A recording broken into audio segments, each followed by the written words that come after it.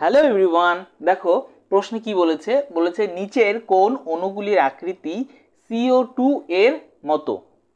CO2 carbon die অক্সাইডের মতো, এগুলোর মধ্যে কার্বন ডাই অক্সাইডের যে আকৃতি, এগুলোর মধ্যে কার আকৃতি সেই কার্বন ডাই অক্সাইডের মতো। তো সবার আগে তাহলে আমাকে কি জানতে হবে, কার্বন ডাই অক্সাইড বা CO2 আকৃতি কিরকম সেটা জানতে হবে সবার আগে। তো চলো প্রথমে দেখি CO2 এর আকৃতি কিরকম। তো এখানে কার্বন এর সেন্ট্রাল এই যে CO2 মধ্যে কেন্দ্রীয় পরমাণুকে, কেন্দ্রীয় পরমাণুটা হচ্ছে কার্বন, তাই না? যে একা থাকে আমি বলেছিলাম এটা মনে রাখার জন্য, সেটা হচ্ছে কি আমাদের কার্বন, তাই তো? তাহলে কার্বন এর আমাদের ইলেকট্রন বিন্যাস যদি করি 1s2 2s2 2p2, তাই তো? তার মানে ভ্যালেন্স শেলে ইলেকট্রন কটা? 2, আর এদিকে 2 মানে 4টা, ঠিক না? ভ্যালেন্স শেলে ইলেকট্রন 4টা। ওকে, তো এটার গঠন বের করতে গেলে, হ্যাঁ, আকৃতি বের করতে গেলে আমাদের সূত্র জানতে হবে কি, H is equal to half of V plus X plus A minus C, তাই না? তাহলে হাফ অফ ভি কত? ভি কি? ভ্যালেন্স শেলের ইলেকট্রন, কেন্দ্রীয় পরমাণুর ভ্যালেন্স শেলে যতগুলো ইলেকট্রন রয়েছে সেটা হচ্ছে গিয়ে ভি, তাই তো? এক্স কি? এক্স হচ্ছে monovalent atom, number of monovalent atom বা একযোজী পরমাণুর সংখ্যা। এ কি? অ্যানায়ন। সি কি? ক্যাটায়ন। অ্যানায়নের সংখ্যা, ক্যাটায়নের সংখ্যা, তাই তো? তো দেখো ভ্যালেন্স শেল ইলেকট্রন কটা? 4টা, লিখে দিই তাহলে 4। ওকে, এক্স কি? একযোজী পরমাণুর সংখ্যা। তো এবার CO2 মধ্যে সি তো কার্বন কেন্দ্রীয় পরমাণু, বাকি থাকলো কে? অক্সিজেন। অক্সিজেন কি মনোভ্যালেন্ট অ্যাটম বা একযোজী পরমাণু? না, অক্সিজেন তো দ্বিযোজী পরমাণু। অক্সিজেন যেহেতু দ্বিযোজী পরমাণু, তাহলে কিন্তু এইখানে লেখা যাবে না, এক্স এর জায়গায় তার মানটা লেখা যাবে না। তাহলে কি হবে? এক্স এর জায়গায় কি হবে? 0। অ্যানায়ন আছে? নেই তো, কোনো প্লাস মাইনাস তো কিছু নেই, অ্যানায়ন নেই, ক্যাটায়নও নেই, তাই কি 0 মাইনাস 0, তাই তো? তার মানে ওভারঅল কত? 2, তাই না? ওভারঅল কত? 2। যেহেতু ওভারঅল আমাদের কাটাকাটি করে 2 এসছে, তার মানে এর হাইব্রিডাইজেশন কি? SP, তাই না? হাইব্রিডাইজেশন কি? SP। তাহলে SP হলে পরে কি হয়? লিনিয়ার। আমরা জানি, আগে চার্ট করে দিয়েছিলাম বড় করে, ঠিক আছে? লিনিয়ার বা সরল রৈখিক। তো থাকে কিরকম ভাবে? C double bond O double bond ও, এইরকম ভাবে CO2 কিন্তু থাকে। বোঝা গেল? দেখো এরকম ভাবে কিন্তু CO2 থাকে। এবার আমাদের পরপর করে এগুলোকে দেখতে হবে, কার রৈখিক বা সরলরৈখিক হয়, ঠিক আছে? লিনিয়ার বা সরলরৈখিক হয়।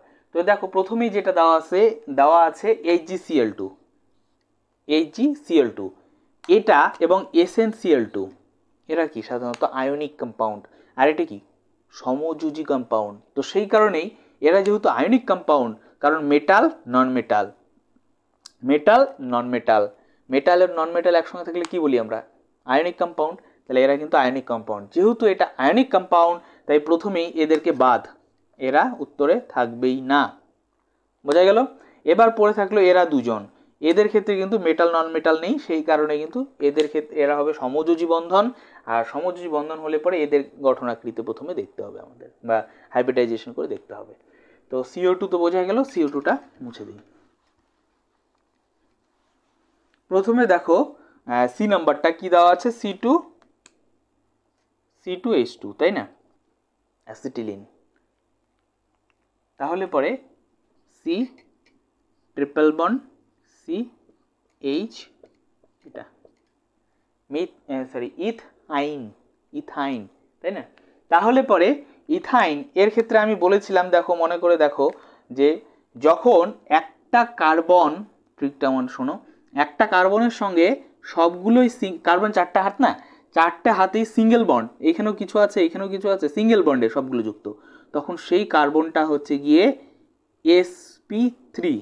বোঝা গেল? যদি একটা কার্বন অন্য আরেকটা কার্বনের সঙ্গে ডাবল বন্ড, মোট কথা একটা কার্বনের মধ্যে ডাবল বন্ড থাকে, যদি ডাবল বন্ড থাকে আর দুটো বন্ধন সিঙ্গেল বন্ড থাকে, তখন হয়ে যায় sp2। ওকে, আর একটা কার্বনের মধ্যে যদি ট্রিপল বন্ড থাকে, অন্য একটা হাইড্রোজেন টাইজেনিক যা কিছু থাক না কেন, তখন সেটা হয়ে যায় sp। বোঝা গেল? ট্রিকটা যদি না জানা থাকে লিখে নাও, ঠিক আছে? তাহলে কি হবে? যদি একটা কার্বন থাকে তো sp3, সরি ভুল বলেছি, সবগুলো সিঙ্গেল বন্ড থাকলে sp3, যদি ডাবল বন্ড থাকে তাহলে sp2, ট্রিপল বন্ড থাকে তাহলে sp। এই কার্বনটার ক্ষেত্রে দেখো এই কার্বনটা কিন্তু ট্রিপল বন্ড আছে, তাই এটাও কি হবে sp। ঠিক আছে, এই কার্বনটা দেখো এটার মধ্যে ট্রিপল বন্ড আছে, এই কার্বনের মধ্যেও তো ট্রিপল বন্ড, এই ট্রিপল বন্ড যেমন এই কার্বনেরও, এই ট্রিপল বন্ড কিন্তু এই কার্বনেরও। ঠিক আছে, তাই এটারও কিন্তু হয়ে যাবে sp। sp হলে কি হয়ে যায় বললাম একটু আগেই, লিনিয়ার বা সরল রৈখিক। বোঝা গেল, সরল রৈখিক। আমি ছবিটাও যদিও বানিয়েছি সেই একই রকম ভাবে সরল রৈখিক করে করেছি। তাহলে দেখো, তাহলে এটা কিন্তু মানে এটা কিন্তু এটা যা গঠন আকৃতি, এটা মানে কার্বন ডাই অক্সাইডের সেই একই গঠন আকৃতি, তাহলে এদের দুজনের সেম গঠন আকৃতি, তাহলে অ্যান্সার কিন্তু আমাদের এটা হবে। বোঝা গেল, সি নাম্বারটা কিন্তু আমাদের অ্যান্সার হবে। তো চলো ডি নাম্বারটাও একবারে করে নিই, দেখি। ডি নাম্বারটা বলেছে NO2, তাই না, NO2। তাহলে এখানে কেন্দ্রীয় পরমাণুকে অক্সিজেন নাইট্রোজেনের পরিমাণ কম আছে, তাহলে এটাই কেন্দ্রীয় পরমাণু, তাহলে 1s2 2s2 2p3। তাহলে ভ্যালেন্সিয়াল ইলেকট্রন কটা হলো, এইদিকে 3 এদিকে 2, কত হলো 3 + 2 মানে 5। সব থেকে বাইরের কক্ষটাই তো আমরা ভ্যালেন্সিয়াল বলি, তাহলে টোটাল ভ্যালেন্সিয়াল ইলেকট্রন কত 5। সূত্রটা কি আছে, H = ½ of V + X plus A - C, তাই না। তাহলে কি হয়ে যাবে, ½ of V কত, ভ্যালেন্সিয়াল ইলেকট্রন কটা 5টা, X কি নাম্বার অফ মনোভ্যালেন্ট অ্যাটম, এখানে তো মনোভ্যালেন্ট অ্যাটম নেই, অক্সিজেন তো ডাইভ্যালেন্ট অ্যাটম, তাই না।